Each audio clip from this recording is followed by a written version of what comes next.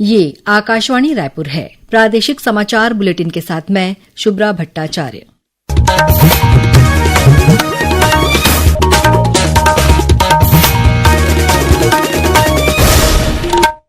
और अब पेश है आज के मुख्य समाचार। दंतेवाड़ा जिले में आज 21 महिला सहित 71 माओवादियों ने सुरक्षा बलों के समक्ष आत्मसमर्पण किया। स्वस्थ नारी सशक्त परिवार अभियान के तहत आज प्रदेश में राज्यव्यापी महिला स्वास्थ्य सम्मेलन का आयोजन किया गया। भिलाई के मरौदा जलाशय में प्रदेश का पहला फ्लोटिंग सौर विद्युत संयंत्र स्थापित किया गया। और मौसम विभाग ने अगले 24 घंटों में रायपुर, बिलासपुर और दुर्ग संभाग के जिलों में कुछ स्थानों पर भारी से अति भारी वर्षा होने की चेतावनी दी। अब समाचार विस्तार से। दंतेवाड़ा जिले में आज 21 महिला सहित 71 माओवादियों ने सुरक्षा बलों के समक्ष आत्मसमर्पण किया है। जिले के पुलिस अधीक्षक गौरव राय ने बताया कि इनमें से 30 माओवादियों पर कुल 64 लाख रुपए का इनाम घोषित था। छत्तीसगढ़ शासन की पुनर्वास नीति एवं बस्तर रेंज में पुनः मार्गेन पुनर्वास से पुनर्जीवन तक की जो योजना है एवं जिला दंतेवाड़ा का लोन वराटो अभियान के तहत आज कुल 71 माओवादियों ने आत्मसमर्पण किया है। 71 में से 30 जो माओवादी उन पर इनाम है। टोटल इनाम देखा जाए तो 64 लाख का इनाम है। विभिन्न जगह के माओवादी हैं। जिला दंतेवाड़ा, बस्तर, बीजापुर, नारायणपुर सीमावर्ती क्षेत्र है, वहां से आत्मसमर्पण किया गया है। आत्मसमर्पित माओवादियों को राज्य सरकार की पुनर्वास नीति के तहत 50-50 हजार रुपए की प्रोत्साहन राशि के साथ सरकार द्वारा दी जाने वाली अन्य सुविधाएं जैसे कौशल विकास का प्रशिक्षण आदि मुहैया कराए जाएंगे। स्वस्थ नारी सशक्त परिवार अभियान के तहत आज प्रदेश में राज्यव्यापी महिला स्वास्थ्य सम्मेलन का आयोजन किया गया। इस अवसर पर स्वास्थ्य जांच शिविर, टीकाकरण सत्र, पोषण संवाद और जागरूकता कार्यक्रम आयोजित किए गए। कार्यक्रम में स्वास्थ्य विभाग की टीमों ने महिलाओं और बच्चों के स्वास्थ्य की जांच की और टीकाकरण किया। वहीं 1889 गर्भवती महिलाओं को पोषण संबंधी परामर्श, आयरन और कैल्शियम की दवा दी गई। इसके अलावा किशोरी बालिकाओं को मासिक धर्म स्वच्छता, सैनिटरी नैपकिन के प्रयोग और संक्रमण से बचाव के उपायों पर प्रशिक्षण दिया गया। वस्तु और सेवा कर जीएसटी की दरों में किए गए सुधारों को लेकर इन दिनों प्रदेश में जीएसटी बचत उत्सव मनाया जा रहा है। इसी कड़ी में मुख्यमंत्री विष्णुदेव साय ने कल शाम रायपुर में विभिन्न व्यापारिक प्रतिष्ठानों में जाकर दुकानों में बचत उत्सव के स्टीकर लगाए और स्थानीय दुकानदारों तथा ग्राहकों से चर्चा की। उन्होंने कहा कि जीएसटी सुधार से देश की आर्थिक गतिविधियों में तेजी आएगी, जिससे स्थानीय रोजगार को भी बढ़ावा मिलेगा। देश के यशस्वी प्रधानमंत्री श्री नरेंद्र मोदी जी ने जीएसटी पर ऐतिहासिक रिफॉर्म किया है। आज हम लोग निकले थे कि इस जीएसटी रिफॉर्म से हमारे व्यापारी बंधुगण का क्या हिम्मत है, तो खुश हैं। और ग्राहकों से भी हम लोग बातचीत किए हैं। चीजों के कीमत कम होने से उनको भी लाभ हुआ है। युक्तियुक्तकरण के बाद भी जिन शिक्षकों ने अभी तक कार्यभार ग्रहण नहीं किया है, उनके खिलाफ छत्तीसगढ़ सिविल सेवा आचरण नियम के तहत अनुशासनात्मक कार्रवाई की जाएगी। छत्तीसगढ़ उच्च न्यायालय द्वारा जिन मामलों में राहत या स्थगन प्रदान किया गया है, उन्हें छोड़कर स्कूल शिक्षा विभाग ने शेष सभी शिक्षकों को 2 दिनों के भीतर कार्यभार ग्रहण करने के निर्देश दिए हैं। भारत इस्पात प्राधिकरण लिमिटेड सेल और राष्ट्रीय ताप विद्युत निगम एनटीपीसी के संयुक्त उपक्रम एनएसपीसीएल ने भिलाई इस्पात संयंत्र बीएसपी के मरौदा 1 जलाशय में प्रदेश का पहला 15 मेगावाट क्षमता वाला फ्लोटिंग सौर विद्युत संयंत्र स्थापित किया है। एनएसपीसीएल के मुख्य कार्यकारी अधिकारी दिवाकर कौशिक ने बताया कि यह फ्लोटिंग सौर संयंत्र 111 करोड़ 35 लाख रुपए की लागत से 80 एकड़ जल क्षेत्र में निर्मित किया गया है। इससे प्रतिवर्ष लगभग 34.25 मिलियन यूनिट स्वच्छ ऊर्जा का उत्पादन होगा। एनएसपीसीएल भी रिन्यूएबल और ग्रीन एनर्जी प्रोडक्शन के क्षेत्र में काम कर रहा है। उसी में पहला प्रोजेक्ट है जो हम लोगों ने भिलाई में 15 मेगावाट फ्लोटिंग सोलर लगाया है और इससे जो सेल का जो ग्रीन स्टील प्रोडक्शन है उसमें सहयोग मिलेगा और साथ ही साथ उसका जो कार्बन डाइऑक्साइड एमिशंस है वो भी काफी कम हो जाएगा। लोक शिक्षण संचालनालय ने व्याख्याता और व्याख्याता एलबी संवर्ग में विषयवार पदोन्नति आदेश जारी किया है। पदोन्नत व्याख्याताओं के शाला आवंटन की प्रक्रिया ओपन काउंसलिंग के माध्यम से की जाएगी।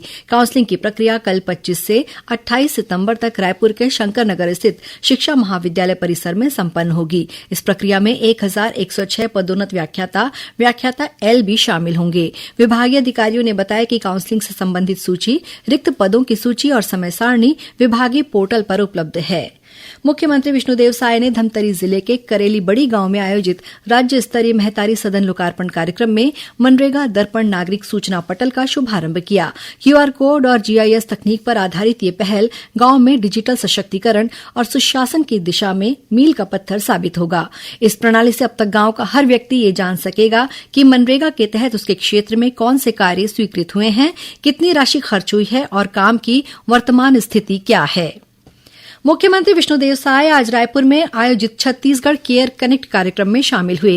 कार्यक्रम को संबोधित करते हुए श्री साय ने कहा कि छत्तीसगढ़ अब केवल कोर सेक्टर तक सीमित नहीं है, बल्कि आने वाले समय में ये वेलनेस, हेल्थ केयर और पर्यटन के क्षेत्र में भी राष्ट्रीय पहचान बनाएगा। उन्होंने कहा कि अब हम ईज ऑफ डूइंग बिजनेस से आगे बढ़कर स्पीड ऑफ डूइंग बिजनेस के युग में प्रवेश कर चुके हैं। श्री साय ने कहा कि छत्तीसगढ़ केयर कनेक्ट में अस्पतालों और हेल्थ केयर क्षेत्र में 10 बड़े प्रस्ताव आए हैं। बताते हुए खुशी हो रही है कि हेल्थ के सेक्टर में करीब 10 प्रस्ताव निवेश का यहाँ पर मिला है। उसी तरह से होटल, रिसोर्ट के लिए भी मिला है और पार्क के लिए भी मिला है। तो इससे काफी हमारे लोगों को रोजगार भी मिलेगा। इस तरह के उद्यम में लोगों को ज्यादा रोजगार मिलता है।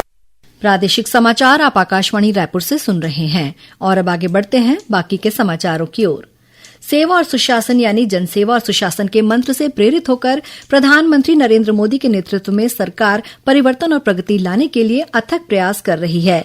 आज इस विशेष श्रृंखला सेवा पर्व में हम आपके लिए लेकर आए हैं कि कैसे मोदी सरकार विश्व श्रव्य दृश्य और मनोरंजन शिखर सम्मेलन वेव्स के माध्यम से रचनात्मकता और तकनीक का उपयोग करके भारत को मीडिया और मनोरंजन का वैश्विक केंद्र बना रही है। नरेंद्र मोदी सरकार का विजन है कि भारत की सॉफ्ट पावर का उपयोग विषय वस्तु, रचनात्मकता और संस्कृति के माध्यम से किया जाए ताकि वह वैश्विक नेता बन सके। इसी विजन का एक हिस्सा इस वर्ष 1 से 4 मई तक मुंबई में आयोजित विश्व दृश्य श्रव्य मनोरंजन शिखर सम्मेलन वेव्स का पहला संस्करण था। इस आयोजन का उद्देश्य दुनिया भर के रचनाकारों, स्टार्टअप्स, उद्योग जगत के नेताओं और नीति निर्माताओं को एक साथ लाकर भारत को मीडिया, मनोरंजन और डिजिटल नवाचार के वैश्विक केंद्र के रूप में स्थापित करना था।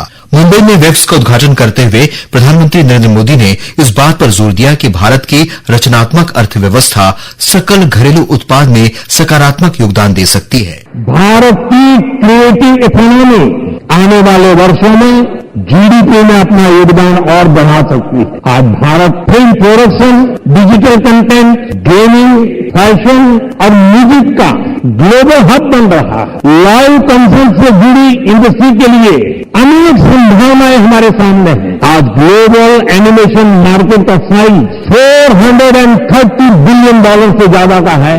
अनुमान है कि अगले 10 सालों में ये डबल हो सकता है। ये भारत की एनिमेशन और ग्राफिक इंडस्ट्री के लिए बहुत बड़ा अवसर है। रचनात्मकता, तकनीक और प्रतिभा का लाभ उठाकर एक उज्जवल भविष्य बनाने के प्रधानमंत्री के दृष्टिकोण के अनुरूप वेव्स ने फिल्में, OTT, gaming, comics, digital media, AI, AVGC, XR, प्रसारण और उभरती तकनीक को एकीकृत किया है, जिससे यह भारत के मीडिया और मनोरंजन कौशल का एक व्यापक प्रदर्शन बन गया है। विविध चुनौतियों और सहयोग के लिए एक अद्वितीय मंच के साथ वेव्स ने भारत के मीडिया और मनोरंजन परिदृश्य के भविष्य पर एक स्थायी प्रभाव डाला है। समाचार डेस्क, आकाशवाणी रायपुर।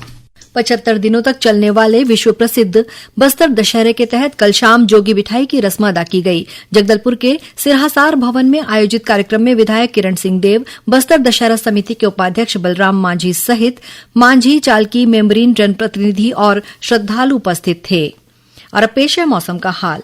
मौसम विभाग के अनुसार उत्तर ओडिशा और उससे लगे गांगे पश्चिम बंगाल में एक कम दबाव का क्षेत्र बना हुआ है। इसके प्रभाव से प्रदेश में अगले 24 घंटों के दौरान व्यापक वर्षा होने की संभावना है। मौसम विज्ञानी डॉक्टर गायत्री ने आकाशवाणी समाचार को बताया कि मध्य छत्तीसगढ़ में रायपुर, बिलासपुर और दुर्ग संभाग के जिलों में कुछ स्थानों पर भारी से अति भारी वर्षा होने की चेतावनी दी गई है। आज मध्य छत्तीसगढ़ में और दक्षिण छत्तीसगढ़ में 1-2 स्थानों पर भारी से अति भारी वर्षा होने की संभावना है। मुख्य रूप से बिलासपुर, दुर्ग, रायपुर संभाग में इसका ज्यादा असर पड़ेगा और इसके साथ साथ बस्तर संभाग में भी 1-2 स्थानों पर भारी से अति भारी वर्षा होने की संभावना है। वर्षा का गतिविधि जो है 26 से लेके थोड़ा कम होने की संभावना है, लेकिन मेघ गर्जन का गतिविधि जो है अगले 5 दिन तक भी जारी रहेगा।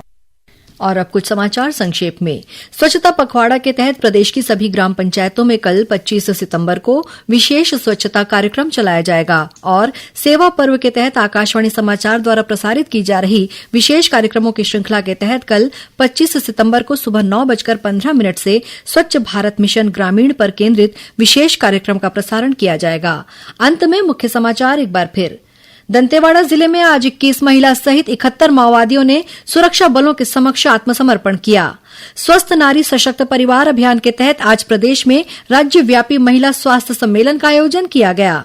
भिलाई के मरौदा जलाशय में प्रदेश का पहला फ्लोटिंग सौर विद्युत संयंत्र स्थापित किया गया और मौसम विभाग ने अगले 24 घंटों में रायपुर, बिलासपुर और दुर्ग संभाग के जिलों में कुछ स्थानों पर भारी से अति भारी वर्षा होने की चेतावनी दी।